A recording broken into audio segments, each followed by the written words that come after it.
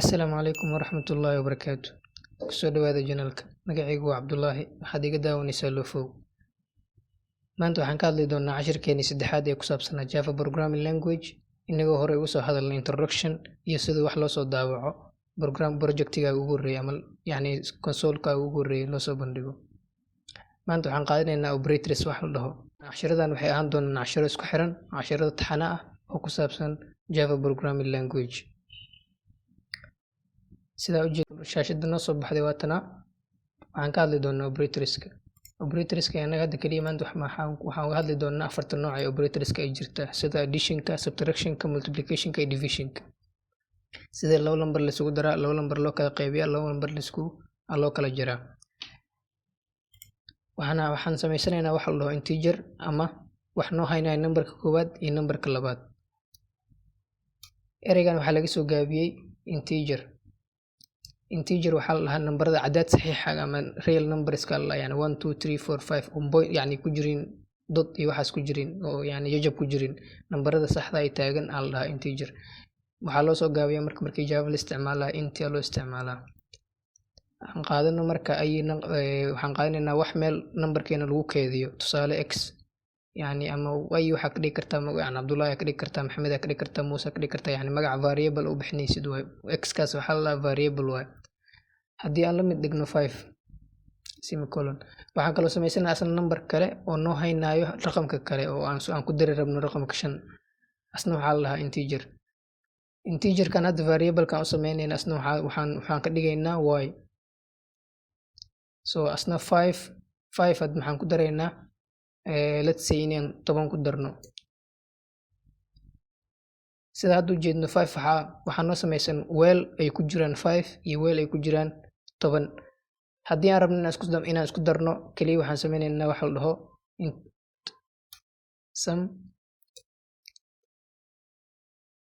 sumkan asna wax kale ma noo qabanayo, wuxuu isku keen darayaa yani weelka noogu jira x, raqamka noogu jira x iyo raqamka noogu jira 10 oo kala ah 5 iyo 10. X plus y. Hadda waxaa meeshan ku haysanaa waxaan sameysanay markii ugu horreysay integerkii koowaad oo raqamkii koowaad oo ahaa 5, waxaan sameysanay integerkii labaad oo ahaa 10. kadib waxaan sameysanay wax loo sumka wuxuu noo keedinayaa wax allaala wixii laga soo qaaday x iyo y, kadibna waa isku dareynaa. Marka hadda sidaan isku darsan yahay, laakiin anaga waxaan rabnaa inaan shaashad kusoo daawacno oo inay waxaan sax yihiin iyo inay khalad yihiin inaan ogaano. Daawacada sida wax loo soo daawaco iyo sida shaashada wax lagu soo bandhigo waxaan kusoo qaadanay cashirkii labaad ee hadda la soo dhaafay. Haddii aad doonayso inaad dib ugu laabato cashirkaas, dib u daawo, linkigiisna waxaa ka heli doontaa description-ka. Kaliya waxaan dhahayna system.out.println.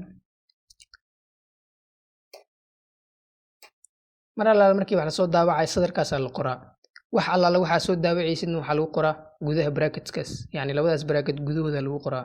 Hadda waxaan soo daawacinaa anaga sumkaa soo daawacaynaa.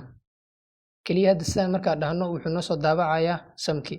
Waxay ka dhigan tahay wixii 5 ku jiray soo qaad inta keen, wixii 10 ku jiray soo qaad inta keen, labadooda isku dar kadib sum ku shub. Sum wixii noogu jira hadda noo soo bandhig. Hadda markaan sidaan dhaho waxay noo soo bixi doono haddaan rangareyno waxay noo soo bixi doono resultiga labadan ka soo baxay oo ah 15 oo hoos noogu taalo meeshaas. Laakiin sidaan waa laga fiican yahay markii wax la soo bandhigayo ilaa 15 wuxuu yahay ma garanayno. Waxaan ku qoraynaa meeshan the sum of x and y is equal. Sidaas haddaan ma ka fiicno. Waxaan dhahnay noo soo daawac isku darka tirada x iyo tirada y waxay la mid tahay 15 ama waxay la mid tahay wixii meeshan ka soo baxo. Hadda bal aan baroobayno markaad. Sidaa ujeedno waxaa noo soo baxay the sum of x and y is equal 15. Sidaan hadda ninka wuxuu qofkii koodkaaga fiiriyo ama barnaamijkaaga fiiriyo wuxuu ogaanaa waxa ka hadlaysa inay yihiin summation inay yihiin. Tamaam.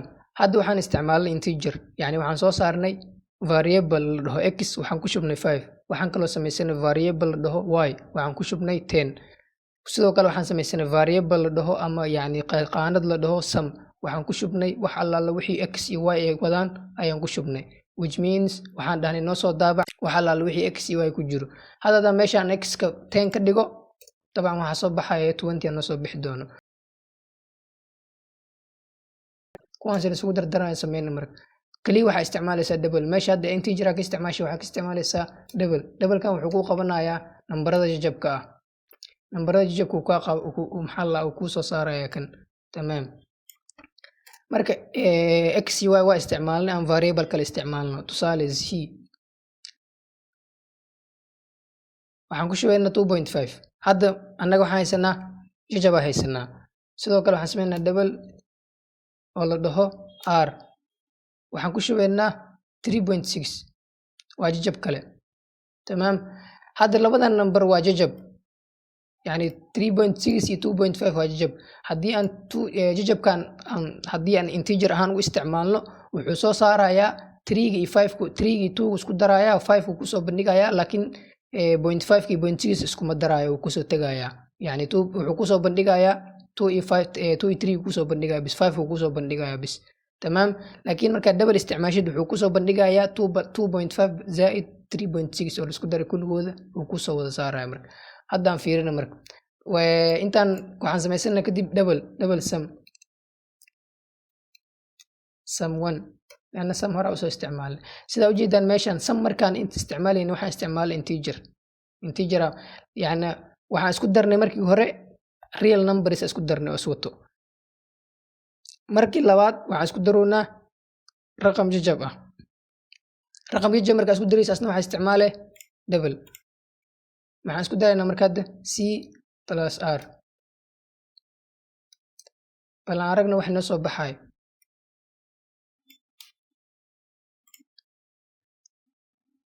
meeshaan aan ka bedelno c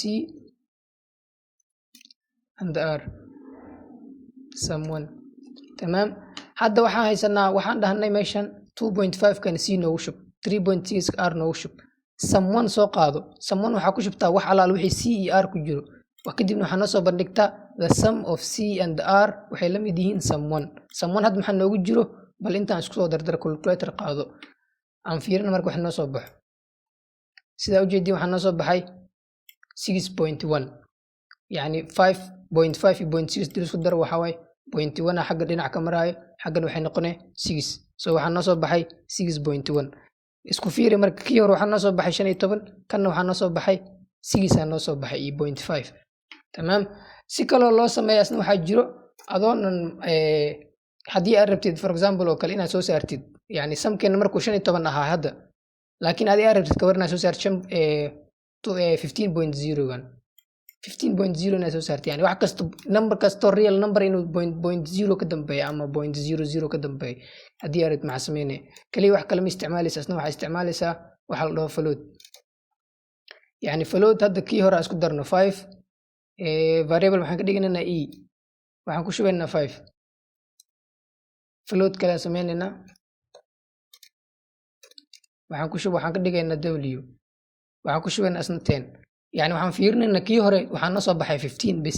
annaga hadda waxaan rabnaa inuu noo soo baxo 15.0 meesha float sum 2 already sum iyo sum 1 waa soo isticmaalnay. hadda waxaan isticmaalaynaa sum 2. waxaan isku daraynaa marka wax allaala wixii ku jiro iyo wax allaala wixii w ku jiro. keliyana maxaan leenahay marka waxay noo soo bandhigtaa wax allaala wixii e w ku jiro. waxaan noogu shubtaa waxaan nooga soo bandhigtaa sum 2. hadda waxaa inoo soo bixi doono 15.0 sida halkan uga jeedno waxaa noo soo baxay the sum of e and the w is equal 15.0 yani kii hore wuxuu uga duwan yahay kan wuxuu ahaa integer kan waa float kan waa double. so intaasaa hadda aan u kala qaadnay oo la kala dhaho midna waa integer midna waa double midna waa float. tamaam. kan wuxuu qabtaa wax allaala wixii real number ah sida 1 2 3 4 5 6 7 8 9 يعني wax alla wixii real number ah kan wuxuu qabanaa wax alla wixii point la socdo 0.1 0.2 0.3 0.4 0.5 تمام float kana wuxuu ku qabanayaa resultiga ay wuxuu ku dabracsiinayaa points ku dabracsiinayaa yani floatkii double ku iska dhow yihiin laakiin isma galaan intaas waxaan hadda aan uga baxaynaa additionka wax alla wixii oo addition ku saabsan haddii aan rabno inaan galno subtractionka iyo multiplicationka iyo divisionka kulli wax kale isku mid waaye kaliya meeshaan waxaa ka bedelaysaa calaamadda waxaa ka dhigaysaa minus يعني هذا 5 minus 10 معقول maahan inta aan ka dhigno 15 aan ka dhigno 15 minus 10 لأن 15 waa kana 10 waa kana hadda marka 15 minus 10 inta waxaan noo soo bixi doono 15 minus 10 inta waxaan noo soo bixi doono 5 aan noo soo bixi doono aan rangareyno sida u jeediin waxaan noo soo baxay 5 aan noo soo baxay halkaan aan dhahno halkaan aan kala bedelno bal halkaan aan ka dhigno 4.5 marka meeshan 4.5 ka dhigtid meeshaan minus ka dhig halkaan waxaa ka dhigtaa subtraction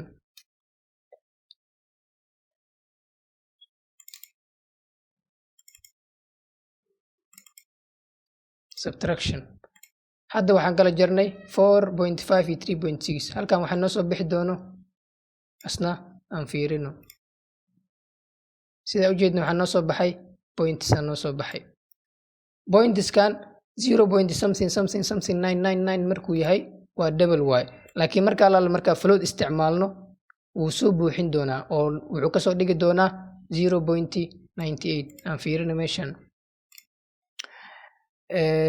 floatkan hadda fiirino asna subtractionkiisa muxuu noqonayaa 15 minus 10 aan dhahno ama 20 minus 25 minus 10 meeshan maxay nooga soo bixi doonaa hadda waxay noo soo baxay 15 aan noo soo baxay لأن 25 minus 10 waxa waaye 15 waaye تمام sidaasaa ku wadaya marka wax alla wixii oo yani addition subtraction almuhim waxa waaye ina waxaan si u shaqeynaa ina fahandid saddexdaas sirna fahandid kadibna kan saddexdii sirna fahandid double-ka wuxuu shaqeynayo floatkaasna inta sida uu shaqeynayo marka adii calaamadaha kala bedelaysa kaliya wax kale ma sameynaysid yani waxba ka bedelaysa minuska iyo pluska iyo meeshaas lee ka bedelaysa meeshan marna plus ka dhigay marna division ka dhigay hadii hadaan ku dhufasho ka dhigno halkaan ku dhufasho ka dhigno halkaan ku dhufasho aan ka dhigno tamam inta muxuu noqonaa marka multiplication uu noqonaa marka hadda waxaan soo bixin doonaa multiplication of numberadan waxaan soo bixi doono halkan 15 plus 10 ku dhufashadooda meeqa waa 150 tamam kaliya intaas sameynaysaa haddii division rabtidna meeshaas waxa ka gelinaysaa bis oo loo qaybiyaa ka dhigaysaa bis meeshaas waxa ka dhigaysaa loo qaybiyay halkan waxa ka dhigaysaa loo qaybiyay kadibna commentiska meeshan waxa ka dhigaysaa division ka dhigaysaa bis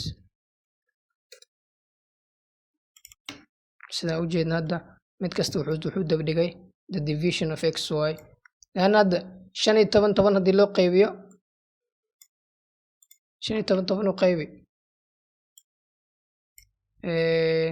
waa point uu ka soo tagay soo mu jeedid yani 15 markii 10 loo qaybiyo jab ay maanayo jabku ka soo tagay muxuu soo qaatay 1 uu soo qaatay bis laakiin markii inta 4.5 iyo 3.6 isku qayb markii la jabku soo qaatay halkan fiiri marka floatkana waa kana marka floatkii double-ku iska dhawi marka ay dhaho waa kana floatka fiiri floatka waa integer way kulligood 25 yani point lama socdo 15 10 point lama socdo laakiin markii la soo qaybiyay oo jabka imaaday muxuu soo keenay 2.5 floatka integerka intaas kala duwan yihiin yani integerka wuxuu ka soo tagayaa point uu ka soo tagayaa floatkan halka floatkan uu integerka noo keenayo laakiin double-ka aslan wuxuu ku shaqeeyaa points ku shaqeeyaa aad u maasan tahay intaas ayuu ku kooban yahay cashirkeena tan cashirka kale dib ugu kulmi doono aad u maasantiin hakii ilaawin haddii aad channel ku cusubtahay inaad subscribe saarto asxaabtaada la sii wadaagto aad u maasan tahay assalaamu calaykum waraxmatullaahi wabarakaatuh